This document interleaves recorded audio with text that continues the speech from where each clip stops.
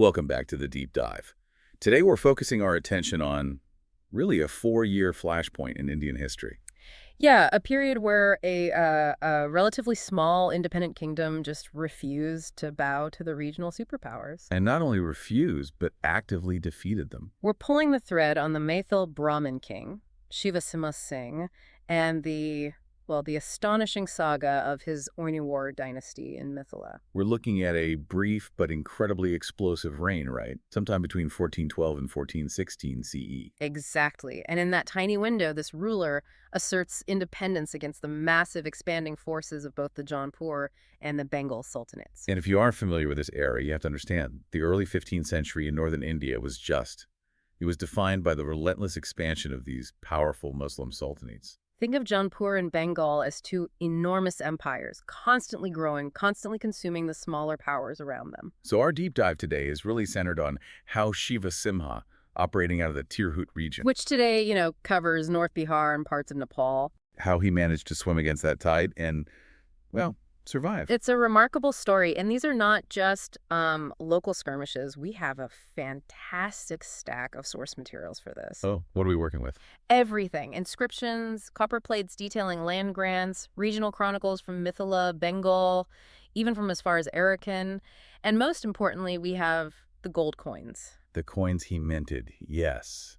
Those are so crucial. They're everything. And that really brings us to our mission for you, the listener.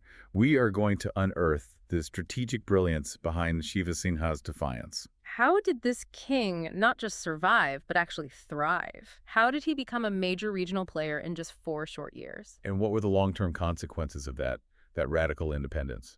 Well, the historical context here is just vital. Jaunpur, under the Sharki dynasty, was an economic and military powerhouse. They controlled the entire fertile Ganga heartland. And Bengal was just as formidable. Absolutely. So for any regional ruler to even think about challenging one of them required incredible resources. Challenge both, as Shiva Simha did. That was either pure strategic genius or maybe incredible arrogance that just happened to find the perfect opportunity. Okay, let's unpack that genius, starting with a moment that essentially guaranteed a war. His defiance of Jaunpur. Right. So Shiva Simha knew that survival meant drawing a line in the sand and doing it immediately. And Jaunpur, led by Ibrahim Shah Sharki, they just saw Mithila as a tributary state, right? A source of cash. A useful source of revenue and manpower, exactly. So Shiva Simha's first and most consequential act was to simply refuse to pay that tribute. That's a political declaration right there. It is, but the real mic drop, the action that turns simple defiance into, absolute sovereignty is what you mentioned earlier. The coins. He minted his own currency. Absolutely. Think of it in modern terms. Refusing to pay tax is defiance. But printing your own internationally recognized currency. That's declaring yourself a separate nation. Minting gold coins in his own name was the definitive, unambiguous symbol of sovereignty. It's a political message stamped on actual wealth. Yes, telling the entire Eurasian trade network, I, Shiva Simha, am the ultimate suzerain power here in Mithila. So what was the inevitable consequence of, well, poking the bear like that? Of challenging the mighty Jaunpur Sultanate? The consequence was swift. And it was brutal. Ibrahim Shah Sharki launched an immediate punitive invasion into Mithila. No hesitation. None. They were coming to crush the rebellion and restore Jaunpur's authority over that crucial Tirhut region. Now, this is where we really have to pause and just appreciate the scale of this upset. The Jaunpur army was a highly professional, well-equipped military machine. I mean, they rarely lost to regional Hindu kingdoms trying to break away. So when the sources detail the outcome, it's genuinely staggering. It is. What happened? Despite facing a larger, presumably superior force, Shiva Simha's armies defeated the Jaunpur invaders. Defeated them, not just held them off. Pushed them out of Mithila, forced their retreat. This wasn't some tactical withdrawal. It was a stunning defensive victory. I'm curious, though. How does a smaller kingdom like Mithila pull off such a major upset? Was it just military luck, or was there more strategy at play? Oh, it was almost certainly strategic positioning. The Tirhut region is, it's naturally defensible. How so? You've got swampy plains, complex river systems, jungle terrain, all things that Jaunpur's cavalry-heavy forces would have struggled to navigate effectively. So he used the land to his advantage. He leveraged that geography and combined it with the high morale his assertion of independence had generated. He transformed what should have been a rout into a decisive win. And that victory was transformative. Hugely. It didn't just preserve Mithila's autonomy, it instantly established Shiva Simha's reputation across the whole region. That defeat sent a tremor through northern India. It showed everyone that Jaunpur wasn't invincible. Exactly. And that shift in regional perception brings us perfectly to the next phase of his career. Because Shiva Simha wasn't just fighting wars locally. He was thinking bigger. He was thinking like a grand strategist, identifying the enemy of his enemy. So the defeat of Jaunpur was the local win, but he wasn't thinking locally at all, was he? He was looking at the entire chessboard of northern India. He was focusing on the massive ongoing Bengal-Jaunpur confrontation. That was the defining conflict of the decade. It was, and Shiva Simha smartly nested his own defense right inside of it. His key strategic ally became Raja Ganesha. The Hindu usurper who had just seized control of Bengal. The very one. It was a temporary alliance of convenience, driven by a shared threat. Was that alliance a sign of desperation or was it genuine foresight? I mean, Raja Ganesha was known for being a bit unstable. It was high-stakes foresight. The risk was definitely there, but the potential reward was enormous. What was the reward? By aligning with Bengal, Shiva Simha ensured that Jaunpur could never focus its full military might solely on Mithila. He created this powerful, shared northern shield. And the sources confirm this alliance, right? Oh, yeah. Bengali and even Arakanese accounts confirm this was cemented with actual military aid. So he didn't just send diplomatic notes, he sent troops. Precisely. Shiva Simha provided military support to Raja Ganesha, specifically when Ibrahim Shah Sharki launched his subsequent campaigns into Bengal. The regional accounts credit their combined forces with successfully repelling those Jaunpur attacks. A unified front. It was a unified front that successfully checked the Sharki dynasty. But here is the element that really makes this a deep dive moment. The incredible global context that sort of surfaces in the sources. This is where the real aha moment lives. I'm curious, though, how does a conflict involving a small kingdom in Bihar suddenly draw the eye of powers as far away as Central Asia and Beijing? Well, the Chronicles suggest that this regional success was, astonishingly, aided by high-level diplomatic pressure from external global powers. Which powers? Get this. The mighty Timurid Empire and the Ming Empire. Wait, hold on. We're talking about the descendants of Timur the Great and the emperors of China intervening, however subtly, in a local conflict in eastern India. That's what the sources suggest. It's an incredible level of connectivity. What does that tell us?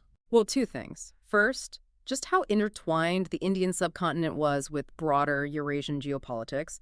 Second, that the Jaunpur-Bengal conflict was high stakes enough to attract global notice. So the Timurids, who had just run their own explosive campaigns, they maintained this vast network. A vast diplomatic and trade network. Any major regional war in India was an invitation for them to potentially intervene, or at least a disruption to their spheres of influence. So the Timurids might have sent diplomatic letters to Jaunpur, basically saying, back off, or threatening trade disruptions if they kept destabilizing the region near Bengal. Exactly that.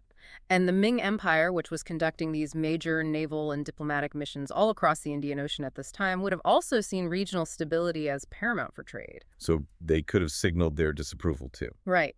This external pressure acted as a kind of political ceiling, preventing Jaunpur from fully committing to the total annihilation of Shiva Simha's kingdom. So Shiva Simha was the beneficiary of a grand global diplomatic game. A game which allowed his local military victory to solidify into something durable. He was a superb politician. He understood that his local strength, symbolized by those gold coins, became amplified when you tied it to the concerns of distant empires. Speaking of ambition, Shima Sinha soon moves from being the clever defender to becoming a ruthless aggressor. Yes. In this next section, she turns his gaze from his Western enemy to, well, his Eastern ally. And the shift really reveals Shiva Singha's ultimate goal. It wasn't just survival, it was expansion. He recognized that the political instability in Bengal was far from over, and that created a huge opportunity for Mithila. The catalyst for that change was dynastic and religious. What exactly happened in Bengal? So Raja Ganesha, Shiva Simha's ally, he passes away. His son, Jalaluddin Muhammad Shah, ascends to the throne. Okay. And critically, Jalaluddin converts to Islam around 1415 CE, establishing a new Muslim sultanate in Bengal. That profoundly altered the political landscape. Completely. Shiva Simha, the Maithil Brahmin king, likely viewed this conversion and change of power as a moment of deep vulnerability for the Bengal state. So the alliance was just instantly nullified in his eyes. He saw the new ruler as a target, not a friend. That's how it seems. What was his aggressive move? He launches a major offensive expedition directly into the core of Bengal's territory. Where specific? Specifically into Gouda, which was the traditional capital area. This wasn't a border raid. This was a bold invasion into the heartland of a major sultanate. That takes immense nerve, especially considering Bengal was still technically stabilizing itself against Jaunpur. It does. What was the result of this aggressive counter-campaign? The campaign was, from what the sources tell us, entirely successful. Shiva Simha defeated Jalaluddin's forces. Wow. The sources document that he annexed significant portions of eastern Bengal, extending Oinu War influence and further solidifying Mithila's independence. So in 4 years, he went from paying tribute to annexing chunks of a regional superpower. It's an incredible military resume for such a short tenure. It really demonstrates that the Oinu War dynasty under him was exploiting these regional power vacuums with, well, ruthless military efficiency. It absolutely does. His legacy is one of successful defiance and rapid expansion. It's a rare example of successful Hindu resistance against the dominant trend of expanding sultanates in northern India during that century. Most small kingdoms were just swallowed whole. But Mithila held its own, and it even grew. But the shadow over this incredible reign is just how brief it was. Which brings us to our next section, legacy and the ultimate fate of this flash of fire. And what's fascinating here is the ambiguity around his ending. The traditional accounts all suggest his reign was indeed brief, only about 4 years. And then he either disappeared or died quickly in subsequent conflicts. The exact details are just lost to conflicting chronicles, making him a fetch to find more by his strategic actions than by the narrative of his demise. He was a warrior king, defined by his audacity, but his passing left a huge power vacuum in Mithila. It did. And this brings us to another figure who is absolutely essential to this deep dive. His queen. Yes, the narrative shifts from the fiery warrior to the intellectual regent, his queen, Lakshmi Devi. She is described in the sources as highly scholarly, and that implies not just literacy, but a deep understanding of governance, of statecraft, maybe literature and law. A scholarly queen stepping in after a tumultuous 4-year military campaign. That is quite a potent contrast. A huge contrast. How long did she rule for? She ruled as regent for an astonishingly long period, 12 years. 12 years. That duration suggests incredible political skill. It does. Shiva Simha secured independence through military conquest and, the minting of those gold coins. But Lakshmi Devi's long regency provided the vital element of consolidation. Right. She had to maintain the peace, manage diplomacy with still hostile sultans, and ensure internal stability after years of aggressive expansion. It's one thing to win a war. It's another thing entirely to establish a tax base, maintain a bureaucracy, and keep rival factions happy for over a decade. Her reign suggests that steady, smart governance was absolutely key to preserving the freedom her husband fought for. That's a crucial distinction, isn't it? It is. Shiva Simha was the perfect ruler for the crisis, a military leader unafraid to defy giants.